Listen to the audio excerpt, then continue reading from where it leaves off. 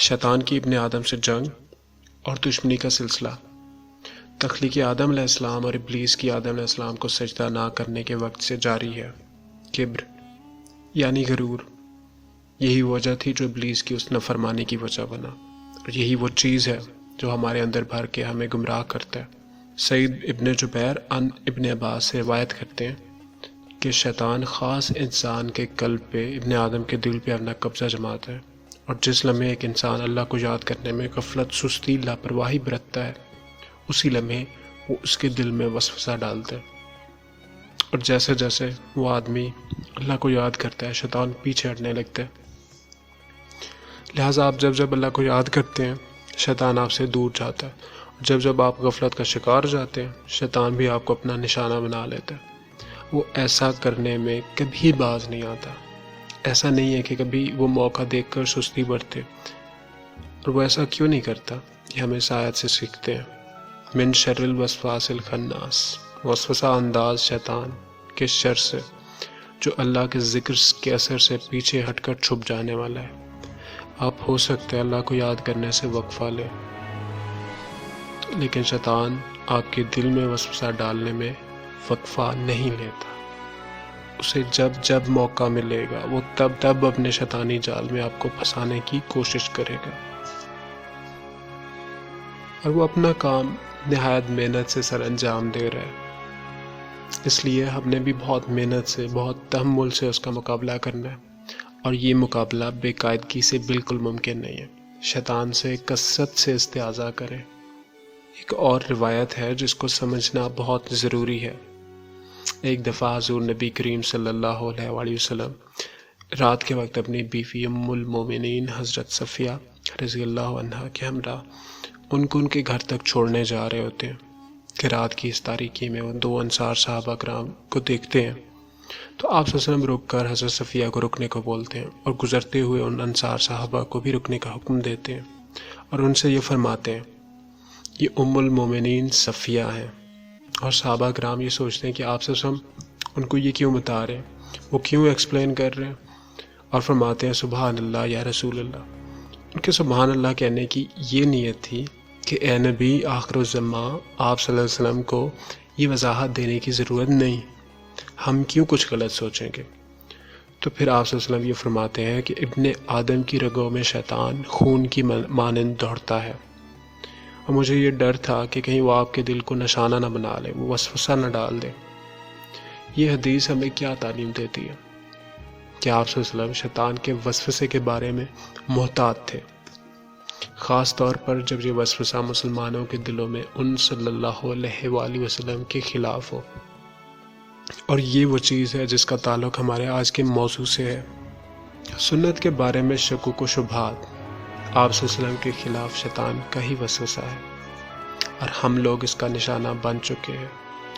कुरान करीम हमें वसवसा के दो सोर्सेज बताता है, दो ज़रिए बताता है, और वो दो सोर्सेज क्या हैं? मिनल जिन्नत वन्नास, इंसानों और जिन्नात में से। इवेंजेलिकल मिनिस्टर्स या एथियस्ट्स या मुर्तदीन की बनाई हुई वेबसाइट्स पे अक्सर ऐसा मवाद और ऐसे सवालात मौजूद हैं जिनमें वो मुख्तलिफ अहादीस को कोट करके सवाल करते हैं कि फ़लाँ हदीस या फ़लाँ हदीस में किस किस्म की बात की गई है, और इन हदीसों को मिस इंटरप्रेट करके, मिस कोट करके वो आप सल्लल्लाहु अलैहि वसल्लम के बारे में मुख्तलिफ सवालात उठाते हैं। और इंटरनेट की इस दुनिया में आपकी नज़र से ऐसे हज़ारों सवालात ज़रूर गुजरेंगे, और जो लोग जिनको सीरत रसूल सल्लल्लाहु अलैहि वसल्लम का या इस्लाम का इतना इल्म नहीं है, जो अल्लाह को याद नहीं करते, और जहाँ एक खिला, एक एम्प्टीनेस या एक वैकेंसी मौजूद है, वो ऐसे सवालात, ऐसी गलीज़ साजिश को जब पढ़ते हैं तो शैतानी वसवसे का शिकार हो जाते हैं और उनका ईमान बिखर जाता है। आसान हमला आपके अल्लाह पे ईमान पे हमला करना नहीं, बल्कि आसान हमला जो आपका हुज़ूर सल्लल्लाहु अलैहि वसल्लम पे ईमान है उस पे हमला करना है। अल्लाह पे ईमान लाना एक अमल है, लेकिन अल्लाह के नबी पे ईमान लाना आगे मज़ीद आजिज़ी का अमल है, क्योंकि इसमें आपने एक इंसान, एक नबी के आपके ऊपर इख्तियार को कबूल करना होता है, जो कि आपको अल्लाह का पैगाम देता है। और ये वसवसा आपके अंदर ख़ास उस वक्त पे आता है जब आप गरूर या इन्फ्लेटेड ईगो में अपनी ज़िंदगी गुजार रहे होते हैं, और इस वसवसे का आपकी राह में आना बहुत आसान है। اور یہ دراصل اس بات کا سائیکولوجیکل یا نفسیاتی جڑ ہے جس میں کسی شخص کا یہ رویہ ہوتا ہے کہ مجھے قرآن تو پسند ہے لیکن سنت میں نہیں جانتا، کہ نبی صلی اللہ علیہ وسلم کی ذمہ داری صرف اللہ کا پیغام دینا تھی، معاذ اللہ۔ انہوں نے قرآن ہم تک ڈلیور کر دیا، ہم تک پہنچا دیا، ان کی جو باقی زندگی ہے، ان کی سنت ہے، ہم اس کو وہ اہمیت نہیں دیتے جو ہمیں دینی چاہیے۔ یہ وہ رویہ ہے جو آج کل تیزی سے پھیل رہا ہے، اور آپ کچھ لوگوں کو لاشعوری طور پر سب کانشیسلی یہ کہتا ہوا بھی سنیں گے کہ انہوں نے سنا ہے کہ فلاں چیز یا فلاں چیز حرام ہے، اور ان کے جواب میں کوئی صاحب علم شخص انہیں بتاتا ہے کہ ہاں جی یہ چیز حرام ہے۔ وہ مزید سوال کرتے ہیں کیا یہ چیز قرآن میں بیان کی گئی ہے کہ حرام ہے؟ وہ یہ کبھی نہیں کہتے کیا یہ چیز قرآن میں ہے یا سنت میں ہے، اور اگر یہ قرآن میں نہیں ہے تو پھر یہ اتنی حرام چیز نہیں ہے۔ چونکہ وہ چیز قرآن میں نہیں بیان کی گئی، وہ چیز اتنی حرام نہیں ہو سکتی۔ ہمارے اندر یہ رویہ پیدا ہو چکا ہے، یہ شیطان کا وسوسہ ہے، اور یہ شیطان کا اس دور کا میری نظر میں سب سے بدترین وسوسہ ہے۔ اور یہ رویہ، یہ وسوسہ نبی کریم صلی اللہ علیہ وآلہ وسلم کی عزت، عظمت اور ان کے مقام کی خلاف ورزی ہے، معاذ اللہ۔ اور اسی وجہ سے انہیں یہ ڈر تھا کہ انصار صحابہ کرام کے دل میں ان کے خلاف وسوسہ آ سکتا ہے، حالانکہ وہ صحابہ کرام آپ صلی اللہ علیہ وسلم کو جانتے تھے، ان کا ایمان ہم سے بہت کئی درجے پختہ تھا، لیکن پیچھے بتائی گئی یہ حدیث ہمیں اس بات کا پتہ دیتی ہے کہ شیطان اتنی طاقت رکھتا ہے۔ وہ اگر ان انصار صحابہ کے لیے اتنا طاقتور ہو سکتا ہے، وہ انصار جو آپ صلی اللہ علیہ وسلم کو جانتے تھے، جو اپنی آنکھوں سے دیکھتے تھے، اگر نبی کریم صلی اللہ علیہ وسلم نے شیطان کے وسوسوں سے ان صحابہ کرام کے لیے بھی ڈر اختیار کیا، تو میں یا آپ یا کوئی اور انسان شیطان کی سازش کا شکار ہو سکتا ہے۔ ہمیں احتیاط برتنی چاہیے، ہمیں ہر قدم پہ خیال رکھنا چاہیے، خاص کر جن چیزوں کے بارے میں آپ صلی اللہ علیہ وسلم نے تشویش کا اظہار کیا، ہم نے ان باتوں کا بہت خیال رکھنا ہے۔ رسول اللہ صلی اللہ علیہ وآلہ وسلم کی تعظیم، ان کی پیروکاری، ان کی عزت ہمارے ایمان، ہمارے عقیدے کا بنیادی جزو ہے، اور اس میں ہلکی سی لاپرواہی سے ہمارا ایمان ضائع ہو سکتا ہے۔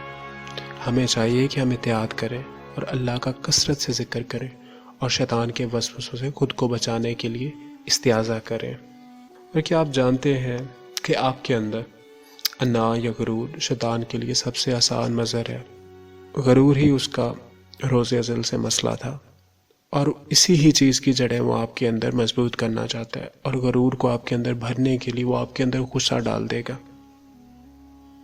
کبھی آپ نے کسی مسلمان بھائی کو غصہ میں دیکھا؟ آپ کو ایسے میں اس انسان کو کیا یاد کروانا چاہیے کہ اعوذ باللہ پڑھو، اور اگر آپ ایسا اس کو کہیں گے، آپ کے ایسا کہنے پہ اگر اس کو شیطان پراپرلی مائل کر چکا ہوگا تو آپ کے ایسا کہنے پہ وہ اعوذ باللہ کہنے کی بجائے مزید غصہ کرے گا کہ آپ کا کیا مطلب ہے، مجھ پہ شیطان حاوی ہے، اور شیطان وہاں بیٹھا ہنسے گا کہ اس شخص کو میں نے اعوذ باللہ کہنے تک سے روک لیا ہے۔ اس لیے یہ سوچنا چاہیے کہ جو کام ہزاروں سالوں سے شیطان کر رہا ہے اس میں وہ کافی مہارت رکھتا ہے، اور ہم نے اس کا مقابلہ کرنا ہے۔ جب غصہ طاری ہو، ہم نے عاجزی اختیار کرنی ہے، غصہ کے عمل سے پیچھے ہٹ جانا ہے، خود کو سمجھانا ہے کہ شیطان میرے کان میں سرگوشی کر رہا ہے تاکہ میرے غصے کو ایندھن ملے۔ آپ نے خود کو روک کے اپنے آپ کو اللہ کے سامنے عاجز کرنا ہے اور اعوذ باللہ کہنا ہے۔